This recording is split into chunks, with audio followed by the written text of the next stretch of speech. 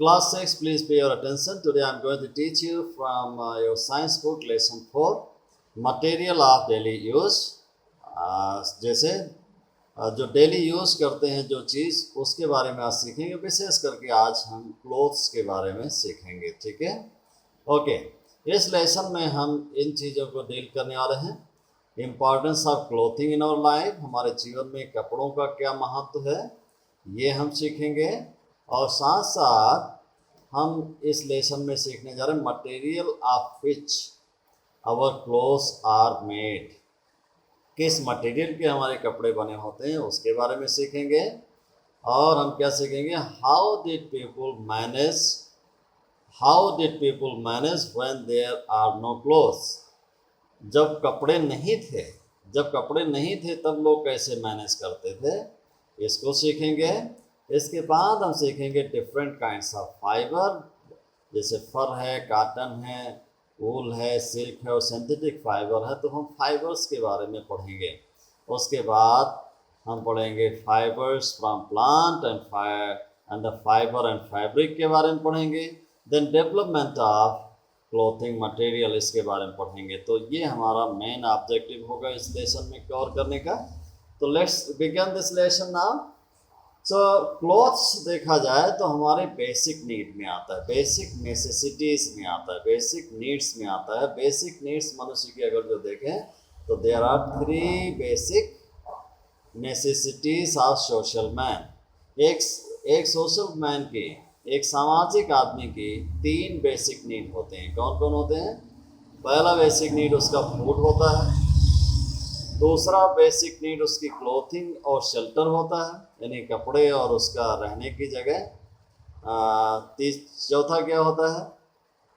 Okay, तो 3 basic need होते हैं। ठीक है, कौन कौन? Food, clothing and shelter. ठीक है, क्लोथिंग जो है देखा जाए तो बेसिक नेसेसिटीज ऑफ लाइफ है। ठीक है, जिस प्रकार से भोजन के बिना हमारा काम नहीं चलेगा, शेल्टर के बिना नहीं काम चलता है, वैसे हमारा कपड़े के बिना भी काम नहीं चलता है। ठीक है, so we wear different kinds of cloth during different season. और आप जानते हैं कि हम जो है डिफरेंट सीजन में डिफरेंट टाइप के क्लोथ्स पहनते हैं। During winter we wear light set cloth made from cotton and during summer. ठीक है, समर में हम क्या करते हैं? ड्यूरिंग समर, गर्मी के समय हम किस प्रकार के कपड़े पहनते हैं? Light set.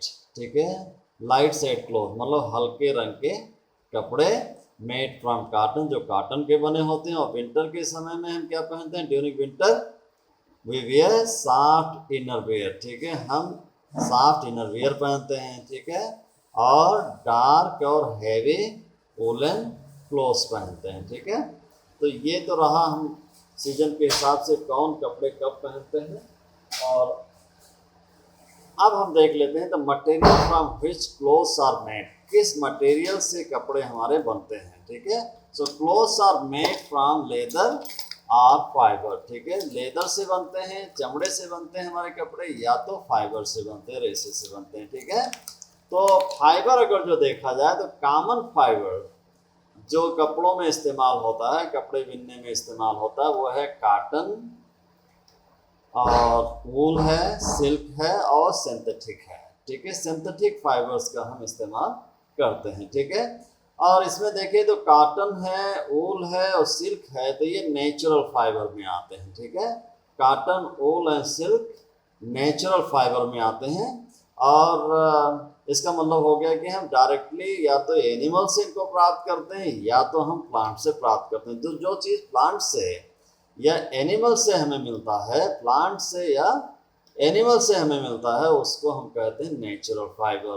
तो आप बताइए इन तीनों में से कौन सा प्लांट फाइबर है? तो देखा जाए तो वूल क्या है? वूल क्या है? ये वूल तो हमें पेड़ों से नहीं मिलेगा, प्लांट से तो नहीं मिलेगा। तो ये कौन सा फाइबर है? ये है एनिमल सोर्स से मिलने वाला फाइबर। सिल्क हमको कहाँ से मिलता है?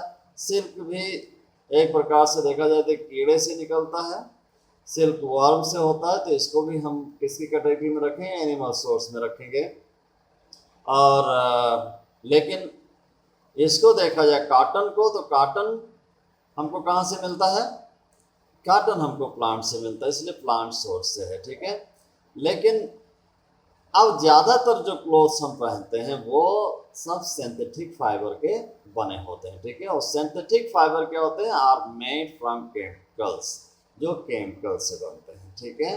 अब हम आपको थोड़ा सा हिस्ट्री के बारे में बताएंगे कि क्लोथिंग की हिस्ट्री क्या है, कहाँ से क्लोथिंग शुरू हुआ, मनुष्य कपड़े पहनना कैसे शुरू किया, कब से शुरू किया, ठीक है। तो आपने पढ़ा है कि अर्ली मैन जो होता था, अर्ली मैन मतलब जो हमारे आदि पुरखा थे, पूर्वज थे, जिनको हम आदिमानव कहते हैं। अर्ली मैन जो है हंटर थे। हंटर में जो शिकार करके लाते थे और खाते थे, शिकार पर ही उनका जीवन निर्धारित था। और वे इनको प्राइमेटिव भी कहते हैं, प्राइमेटिव मैन भी इसको कहा जाता है। ये कहाँ रहते थे, केव्स में रहते थे फॉर शेल्टर, ठीक है। अपनी सुरक्षा के लिए ये केव्स का सहारा लेते थे, यानी गुफाओं में रहते थे, ठीक है। और गुफाओं में इसलिए रहते थे कि वे अपने आप को रेन से, कोल्ड से, विंड से और हॉट सन से अपने आप को बचा सकें, इसलिए गुफाओं का सहारा लिया करते थे। और धीरे धीरे इनको जो है दिक्कत तब आती थी जब बहुत ज़्यादा सीवर कोल्ड होता था, बहुत सीवर कोल्ड होता था, यानी बहुत ज़्यादा ठंड पड़ती थी या बहुत ज़्यादा गर्मी पड़ती थी, तब इनको बहुत दिक्कत आता था गुफाओं में। तो इसके लिए इन्होंने what they started to do, they started to find out the solution for it, इसका कोई समाधान निकले। तो इनको लगा कि यदि हम जो जानवरों को मारते हैं, जिनका हम शिकार करते हैं, जिनका मीट हम खाते हैं, यदि हम उसकी खाल को, उसकी हाइड मीन्स खाल होता है, स्किन होता है, यदि हम स्किन को हम इस्तेमाल करें तो हम शायद इस सेवियर कोल्ड से, सेवियर समर से, हीट से जो है हम अपने आप को बचा सकेंगे। तो ये धीरे धीरे क्या करते हैं, उसकी जो जानवरों के जो हाइड होती थी, यानी स्किन होती थी, और जानवरों के जो फर होते थे, ठीक है, हाइड और फर का इस्तेमाल अपने शरीर को ढकने के लिए करने लगे, ठीक है। वो ये करते थे कि अपने आप को रफ वेदर से, रफ वेदर मतलब कठोर मौसम से अपने आप को बचा सकें, ठीक है। और इतना ही नहीं बल्कि आप देखोगे तो मिडिल एज में करीब हमारे भारत में साधु सन्यासी जो होते थे, जो रोमिंग सेज होते थे, जो घुमंतु साधु होते थे, रोमिंग सेज किसको कहते हैं, जो इधर उधर घूम करके भिक्षा पर जो जीवन व्यतीत करने वाले साधु होते हैं, ये साधु लोग भी टाइगर की स्किन का और डियर की स्किन का इस्तेमाल मैट के रूप में करते थे, अपना आसन करने के लिए और उस पर बैठने के लिए ये टाइगर की खाल और डियर की खाल का इस्तेमाल किया करते थे।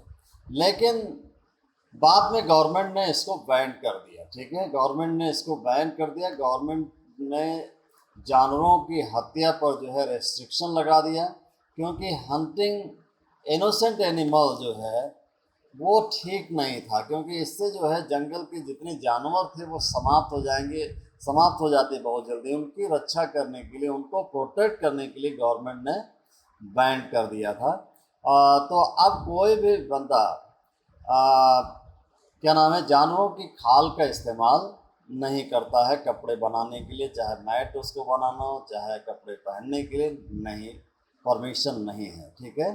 लेकिन अभी भी वर्तमान समय में लेदर के कोट, जैकेट्स और तमाम चीज़ें लेदर के आइटम आते हैं, और वो वुल से आते हैं जो स्लॉटर हाउस में जिन जानवरों को काटने की अनुमति मिली हुई है, वो बीमार जानवरों को, ऐसे जानवरों की खाल का अब वो वर्तमान में बनाते हैं। अन्यथा जो है किसी भी प्रकार के जानवरों की हत्या पर बैन लगा हुआ है, ठीक है। तो गवर्नमेंट ने बैन रखा है, बैन लगा रखा। अन्यथा क्या होता है कि सारे जानवर हमारे नष्ट हो गए होते, ठीक है। तो ये तो रहा थोड़ा सा हिस्ट्री, ठीक है। अर्ली मैन अपने आप को बचाने के लिए हाइड और फर का इस्तेमाल किया करता था, ठीक है। हाइड और फर पहनते थे, यानी फर मीन्स पकने, मोर के पंख जो है पहना करते थे, या हाइट जो जानवरों की थी वो पहना करते थे, ठीक है ना। नेचुरल फाइबर अब ज़रूरत पड़ गई, ठीक है, नेचुरल फाइबर की ज़रूरत पड़ती है कपड़े बनाने के लिए, ठीक है। नेचुरल फाइबर में ऑलरेडी जैसे हमने आपको बताया कि जो नेचुरल फाइबर हमको मिलता था जानवरों से, जानवरों से जो उनकी खाल मिलती थी विशेष करके, उसको जो है बंद कर दिया गया। लेकिन अब नेचुरल फाइबर को, जैसे जानवरों से मिलने वाले जो नेचुरल फाइबर हैं, जैसे ऊन है, ठीक है, प्लांट से जो मिलने वाला नेचुरल फाइबर है, उसका इस्तेमाल हम कपड़ों में कपड़े बनाने के लिए करते हैं। तो fibres now obtain from natural resources, ठीक है, जो नेचुरल रिसोर्सेज से जो फाइबर मिलते हैं उनका इस्तेमाल हम कपड़े बनाने के लिए करते हैं, ठीक है। नेचुरल रिसोर्सेज, नेचुरल फाइबर्स कहाँ से आते हैं, जिसे बता चुका मैं, प्लांट से मिलते हैं और एनिमल से मिलते हैं, ठीक है।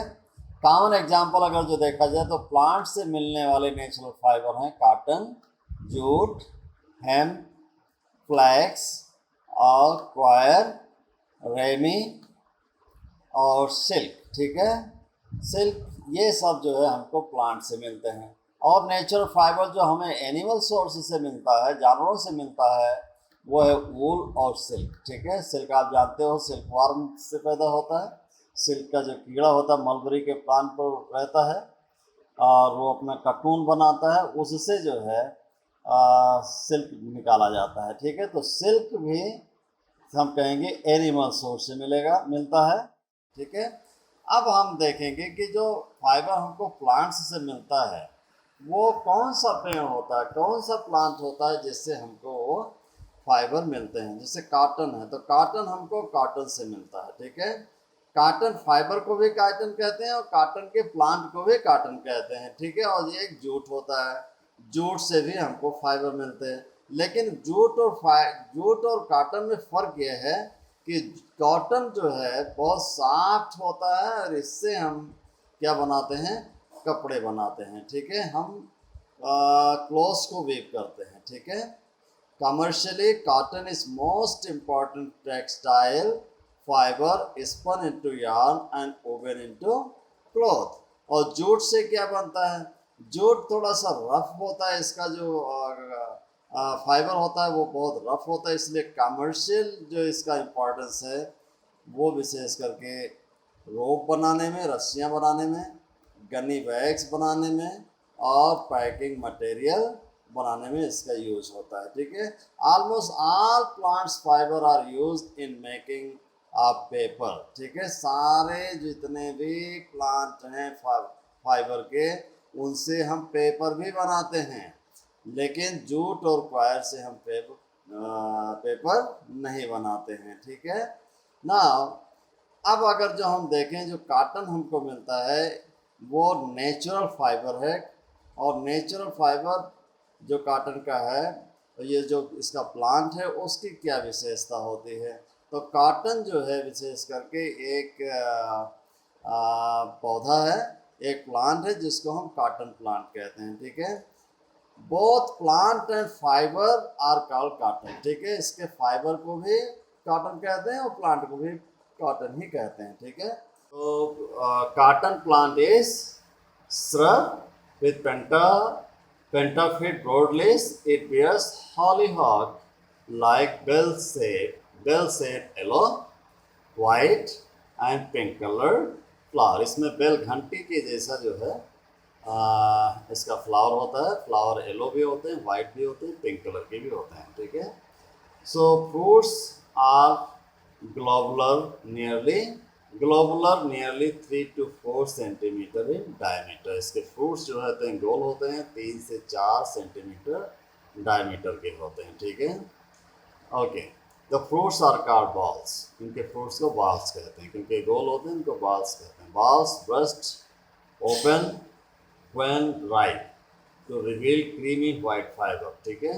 और बाल क्या होते हैं, जब पक जाते हैं तो फूट जाते हैं, ब्रस्ट हो जाते हैं और इससे क्रीमी वाइट फाइबर निकलता है, ठीक है। These fibre are actually the growth of seed coat, ये सीड कोट के ग्रोथ होते हैं, इसके अंदर सीड होते हैं, सीड की जो कोट होती है उसी की ग्रोथ होती है, ये बाहर निकलते हैं फट करके। Seed in cotton are covered all around with this fibre, और ये इसके जो बीज होते हैं इस बॉल के अंदर पाए जाने वो कॉटन में पूरा बिंधे रहते हैं, ठीक है। सो कॉटन जब इकट्ठा करते हैं तो कॉटन के साथ एक कॉटन के सीड भी आ जाते हैं, ठीक है। तो कॉटन फाइबर ऑफ 90% सेलुलोज, ये सबसे बड़ा पॉइंट है, खास पॉइंट है जो आपको याद रखना है, ठीक है। ये सेलुलोज होता है, ठीक है, 90% इसमें सेलुलोज होता है, ठीक है। ओके ना, कल्टीवेशन देखो इस इसका कहाँ कहाँ होता है और सबसे ज़्यादा कहाँ पैदा, तो इन इंडिया में इसका कल्टीवेशन जो है, इसका पैदावार मध्य प्रदेश में, महाराष्ट्र में, राजस्थान में और गुजरात में सबसे ज़्यादा होता है। और it also grow in Tamil Nadu, Tamil Nadu में पैदा होता है, वेस्ट बंगाल, पंजाब, वेस्ट पंजाब में भी इसको पैदा किया जाता है। ज़्यादातर कॉटन प्लांट जो है पीनट्स के साथ शो किया जाता है, पीनट्स के साथ उगाया जाता है, ठीक है। जहाँ मूंगफली उगाई जाती है उसी के साथ इसको भी साथ में उगाया जाता है, ठीक है। और कॉटन के बारे में अगर जो देखा जाए तो इस कॉटन प्लांट के लिए किस प्रकार की क्लाइमेट चाहिए, तो मेनली जो है ये कॉटन प्लांट जो ग्रो करता है ये कोल्ड क्लाइमेट इसके लिए नहीं चाहिए, ठीक है, except places with cold climate since frost is harmful for the plant, ठीक है। क्योंकि यहाँ पर जो फ्रॉस्ट होता है, जो कोहरा गिरता है या जो बर्फ़ गिरती है वो इस फसल के लिए नुकसानदायी होती है, इसलिए ये ठंडे प्रदेशों में नहीं पाया जाता है, ठीक है। तो कॉटन मेनली कहाँ ग्रो करेगा, मॉइस्ट सोल में, ठीक है, जहाँ पर सॉइल होगी मॉइस्ट, सॉइल में जहाँ नमी होगी वहीं पर ये इसका सीड जर्मिनेट करेगा, उगेगा, ठीक है। Growth in plant is good during rain, ठीक है, बरसात के समय पे ये अच्छा ग्रोथ करता है। Flowering and fruiting takes place at the approach of dry weather, लेकिन जब मौसम सूखा होता है तब जो है फ्लावर्स और फ्रूट्स निकलते हैं। Cotton grow well in black soil which is Sandy Lomb, ठीक है, कॉटन विशेष करके जो है ब्लैक सॉइल में उगता है, ठीक है, गुड। तो ब्लैक सॉइल में ही उगेगा, ये ध्यान रखना है इसको, ज़्यादातर सैंडी ब्लैक सॉइल। तो क्या इसके लिए जो ज़मीन चाहिए वो कैसी चाहिए, सबसे पहली चीज़ मॉइस्ट सॉइल चाहिए। दूसरी चीज़ क्या चाहिए, इसकी जब बुआई हो तो ज़्यादातर यदि बरसात का समय है तो बहुत अच्छा ड्यूरिंग रेन होना चाहिए पर्याप्त मात्रा में। दूसरी चीज़ है जब ये पकने लगे तब बीदर जो होना चाहिए वो ड्राई होना चाहिए, ठीक है। और इसकी जो मिट्टी होनी चाहिए वो सैंडी होनी चाहिए, ठीक है, सैंडी लोम होनी चाहिए, ओके। तो ये इस प्रकार की मिट्टी इन प्रदेशों मध्य प्रदेश, महाराष्ट्र, राजस्थान, गुजरात में ज़्यादा पाई जाती है, इसलिए ज़्यादा कॉटन इन्हीं प्रदेशों में उगाया जाता है। और process of cotton fibre and fibre to fabric, ठीक है। प्रोसेस क्या होता है कॉटन फाइबर का, फाइबर प्राप्त करने, फाइबर से फैब्रिक कैसे बनता है, ठीक है। ये इसके लिए ये 5 मेथड होते हैं, ठीक है। सबसे पहले गिनिंग करते हैं, ठीक है, दूसरा प्रोसेस है गिनिंग के बाद कार्डिंग करते हैं, कार्डिंग के बाद स्पिनिंग करते हैं, स्पिनिंग के बाद वीविंग करते हैं। अब लेट्स लर्न दिस टर्म्स, ठीक है। What is ginning, ginning is a process to remove seed, ठीक है, removal of seed from fibre is called ginning. तो गिनिंग वो तरीका है जिससे फाइबर में जो सीड आ जाते हैं, सीड को निकाला जाता है, उस प्रक्रिया को हम कहते हैं ginning. The fibre separates from the seed is called lint, ठीक है, जो फाइबर निकाल दिया जाता है सीड से उसको लिंट कहते हैं, ठीक है, ओके गुड। तो 2 टर्म्स आपने सीख लिया, गिनिंग और लिंट। तो लिंट क्या है, without seed, fibre without seed, ठीक है, जिसमें सीड नहीं होता है उस फाइबर को हम लिंट कहते हैं, ठीक है। और गिनिंग क्या है? The process to remove seed from fibre, इसको गिनिंग कहेंगे। ओके, ना व्हाट इज कार्डिंग? कार्डिंग है cleaning and separating a fibre stuck together in lint is done by carding or stretching a fiber with hand, ठीक है। तो इसमें carding में क्या करते हैं कि जो रेसेस होते हैं, जो लिंट जो निकलता है, लिंट आपस में गूथा रहता है, ठीक है। और इस गूथे हुए लिंट को हम क्या करते हैं, अलग करते हैं, रेशों को हम अलग अलग करते हैं, ठीक है। इसको कहते हैं कार्डिंग, ठीक है। जैसे आपने देखा होगा जब आप रजाई भराने जाते हो तो वो रुई लेकर के जाते हो और रजाई भरने वाला क्या करता है, उसको एक एक रेशा पहले अलग कर दो, उसको साफ करता है, इसके बाद रजाई या तकिया भरता है, ठीक है ना। स्पिनिंग क्या होता है? अब जब कार्डिंग कर लिया, ठीक है, हाथ से जब हमने कार्डिंग कर लिया, पल्फी इसको बना दिया, पल्फी मतलब इसको पूरा उभार दिया, एक एक रेसे बड़े बड़े कर दिए, ठीक है, रेसे अलग अलग कर दिए, जो एक साथ पैच था उसको हमने क्या कर दिया, उभार करके, और उसको हमने बड़ा बना दिया, इसमें रेसे साफ साफ दिखाई देने लगा। अब स्पिनिंग आसान हो जाती है। स्पिनिंग मतलब चरखा में घुमाना, ठीक है। यहाँ देख रहे हो ये जो कुछ लेडीज़ हैं, ये क्या करते हैं, फाइबर को स्पिन कर रहे हैं, ठीक है। Spinning is a drawing yarn, ठीक है, फ्रॉम काटन फाइबर से वो धागे बनाने की क्रिया को हम कहते हैं स्पिनिंग। अब इस यहाँ पर काटन को स्पिन किया जाता है और धीरे धीरे इसी से फाइबर रेशा बन जाता है, ठीक है। This done is spinning wheel, इस प्रकार की स्पिनिंग व्हील है, उसमें किया जाता है। और कभी यदि आपको मौका मिले तो चरखा देखिए, जो घरों में अपने सूत काटते हैं, और या तो आप खादी भंडार पे जाइए और एक बार विजिट करिए खादी भंडार पे और देखिए किस प्रकार से वह काटन को स्पिनिंग करते हैं, ठीक है। एक बार ज़रूर विजिट करिएगा। उसके बाद वीविंग होता है, जब स्पिन करके जब रेशा बना लेते हैं तो वीविंग का काम आता है, यानी बुनाई का काम आता है। Weaving is making cloth or fabric from yarn. अब यार्न से जो है क्या करते हैं, वीविंग करते हैं, ये यार्न है, ठीक है। आप भदोही में जाइए, बनारस एरिया में जाइए, तो इस प्रकार के वीवर्स आपको बहुत मिलेंगे, ठीक है। एक बार इसको ज़रूर विजिट करिए, बहुत अच्छा लगेगा, और देखोगे किस तरह से वीव करते हैं बाय हैंड।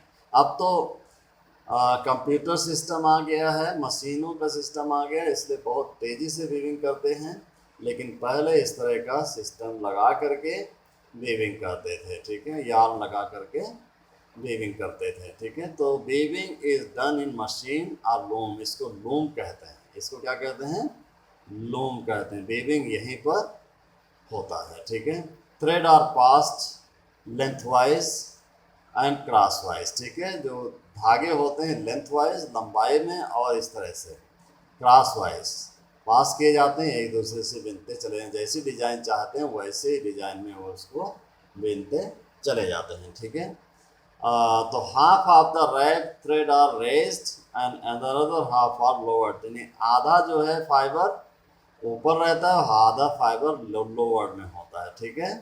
तो इस प्रकार से खड़ा और बेड़ा लगा करके वीविंग करते हैं, ठीक है। तो ये हो गया process of cotton, processing of cotton fibre, fibre से फैब्रिक कैसे बनाते हैं, यानी फाइबर से कपड़े बनने तक की प्रक्रिया है। तो सबसे पहले क्या होता है, फाइबर से फैब्रिक बनाने में गिनिंग करना जरूरी होगा, गिनिंग के बाद कार्डिंग करना जरूरी है, कार्डिंग के बाद स्पिनिंग होना है, स्पिनिंग के बाद यार्न में इसको वीव करना है, तब जा करके फैब्रिक बनता है, कपड़ा बन करके तैयार होता है। गुड, तो इतना ही, और अगले वीडियो में आप इसके आगे जो कुछ भाग हैं हम सीखेंगे। Thank you.